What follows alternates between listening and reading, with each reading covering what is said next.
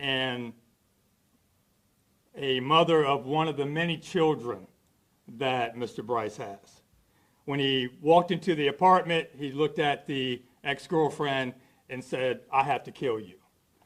Somehow, the sister was able to talk him down and talk him out of him shooting this ex-girlfriend. She later told investigators that he was acting very strange, not really sure what was going on with him. At 9:17 p.m., we know that he traveled to the Motel 6 in East Bradenton. Inside one of those rooms was his mother, his mother's boyfriend, and two young juvenile sisters. He walked into that hotel room, looked at the mother and said, "I'm sorry." She asked, "What did you do?" And he shoots her 3 times in front of the boyfriend and these 2 innocent young juveniles. He then travels into Palmetto to the 900 block of 26th Street East. One of his cousins was at a cookout at this residence. She's starting to get into her vehicle to leave. He then shoots her at that location. She later dies about an hour after this shooting at a local hospital. We then have him traveling into the city of Bradenton over the Green Bridge, and at roughly 10:04 p.m., he travels to a location in the city of Bradenton, the 4800 block of 51st Street East. This is a residence where another ex-girlfriend lives and her now new partner. He does not shoot or kill the girlfriend, but he shoots and kills the new partner. So at this point, we now have 3 homicide scenes and also an ag assault scene at Palmetto Trace. Investigators are constantly getting information. We know right away that the suspect is Javante Bryce. The family has been very cooperative. They tell us exactly what's going on. We find out that he possibly has another ex-girlfriend in the state of Georgia and that he's now traveling to that state to kill her. We put out a statewide BOLO. Luckily, sheriff deputies with the Hamilton County Sheriff's Office spots the vehicle that Mr. Bryce is driving. They stop him. He immediately gets out of the car and starts firing upon them. They return fire, shooting and killing him there in Hamilton County. And that's where everything ends. I can't really go into all the details. I have talked to Sheriff Reed out of Hamilton County to make sure that those deputies are okay. They are. They're fine. The Florida Department of Law Enforcement will be investigating that deputy-involved shooting there in Hamilton County. But that's what we know right now. We don't know a motive, ladies and gentlemen. We don't know what set this man off. We don't know why he chose to kill his loved ones. We may never know, but we're going to continue to investigate. It's a very fluid and active investigation, and we're trying to get all the answers to the questions that we all have. So that's where we're at right now, and I'll take any questions that you may have. Sheriff, we spoke with some witnesses at the motel. They said that they estimated 20, 30 minutes for officials and police and the EMTs to get there. Do you have an estimate of how long it actually took and why that was, if it did take so long? No, I don't believe that's correct. We'll give you the arrival time of all the personnel involved. The deputies were, dispatched, and I don't know exactly when we got the call, about 9:17, but we'll get those times to you. Sheriff, when you talk about his past state, just going through some court records, it looks like he had some run-ins with some mental health and even some injunctions just out of concern.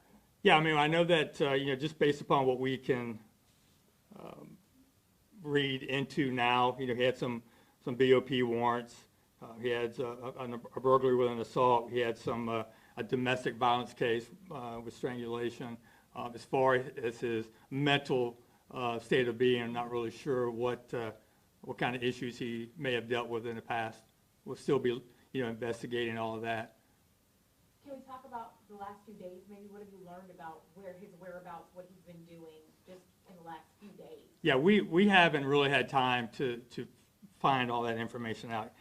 Understand that really the people that are close to him that can give us that information are devastated right now.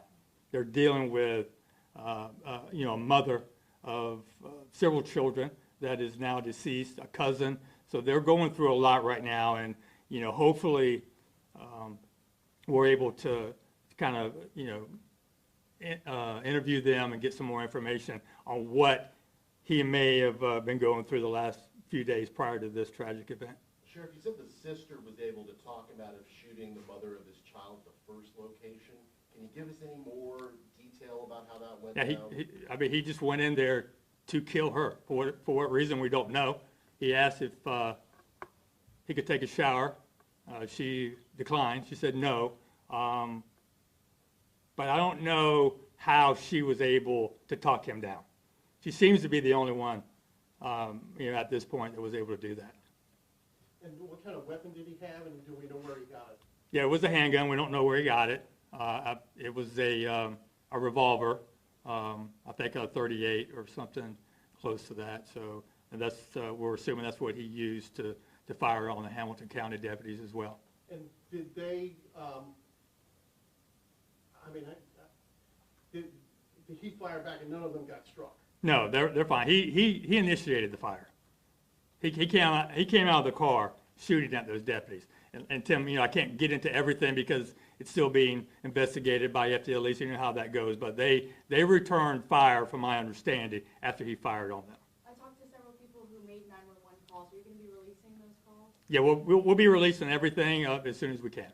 Can you talk about, too, just looking at his Facebook page, it seemed like on his Facebook page he was kind of detailing what he was going to do. There were so many people who were trying to reach out to him. How important will that be in the investigation? It'll be very important to maybe get some more information on what he was thinking at the time, why he was acting in this manner, and really what he seemed to have an agenda.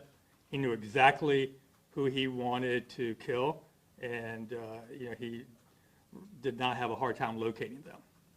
What sort of roadway that the Hamilton County deputy encountered him on? Was it highway or? I'm not really sure. Not really sure. Do we have an idea of the time difference between each shooting and how deputies could have responded, between each one? Well, I can tell you that the first call in relation to the homicide at the Motel 6 came in at 9:17, right? So that's East Manatee County. That's by the interstate. We then got a call of the shooting in the city of Palmetto at 9:40 p.m., and then we got a call of the shooting in the city of Bradenton at 10:04 p.m.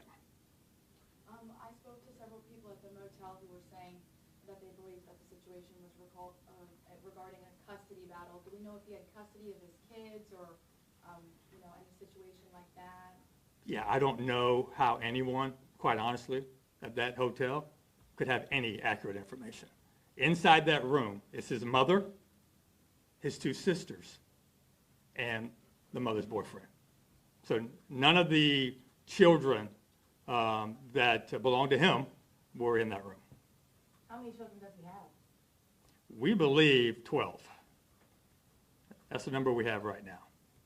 Was he by himself when he was going to Hamilton County? He did have a female with her. She's being interviewed at this time, and she'll be interviewed by our investigators as well. We don't know her relation to him at this point, but she was in the car with him when the shootout took place in Hamilton County.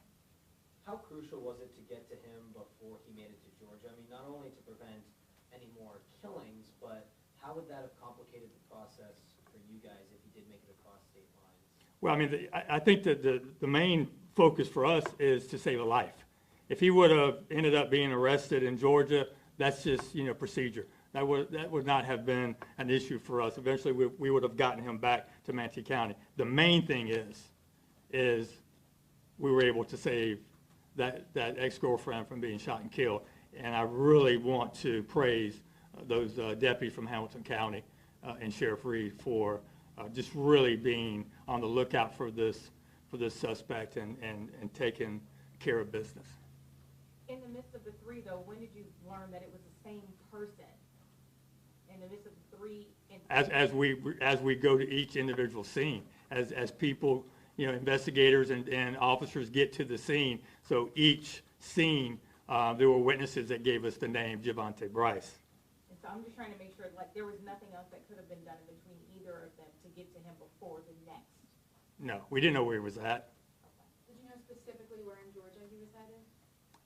I really don't know. Do we know anything about his past, like where did he work, did he? No.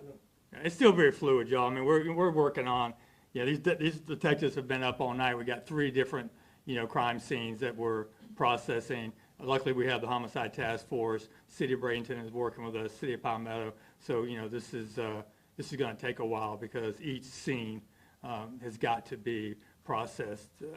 We got to be meticulous here. Do you know if the woman was in the car with him for the first 4 incidences? We believe so. We do believe so, yes, ma'am. Are you releasing her name? Not this time. Any more questions? Are we able to get the names of the victims yet? I haven't seen any, like, listing of it. No, we will as soon as we, are done with the families and make sure the family's okay with that. Once again, I just want to stress, this family is devastated. So, this is going to be a very difficult thing for them to overcome. So we're trying to give them that time that's necessary to process all this information and work with us as closely as they can. Just lastly, really quick, the Motel 6 area, is there usually a heavy deputy police presence there? Is that normally a sketchy area? I mean, we don't have a lot of calls for service there. We have deputies in that area all the time as part of regular patrol. Yes, ma'am? Do you know if his mother was living in the Motel 6 or trying to escape them in the Motel 6? We're not sure. We're not sure why they were living in that room, if they were just staying there temporarily or if that's where they chose to live. We'll definitely be finding all that out. Has the family had any other complaints about this suspect, like any other calls to police outside of this incident, do you know of? No, well, not that we know of. I think that there may have been a case with him in the city of Bradenton at one point, maybe a child custody neglect, something. But once again, we'll have to go back and research all of our calls for service to see if that was something in the past that we dealt with. All right, thank you all. Thank you, Chairman. Thank you. I will say this, we arrived on the scene 2 minutes after the call for service at the hotel. And EMS 3 minutes. And EMS, yeah. Thank you. Yeah, so those people need to Yeah. check their Get a facts. watch or Yeah. something. That sounds good on paper.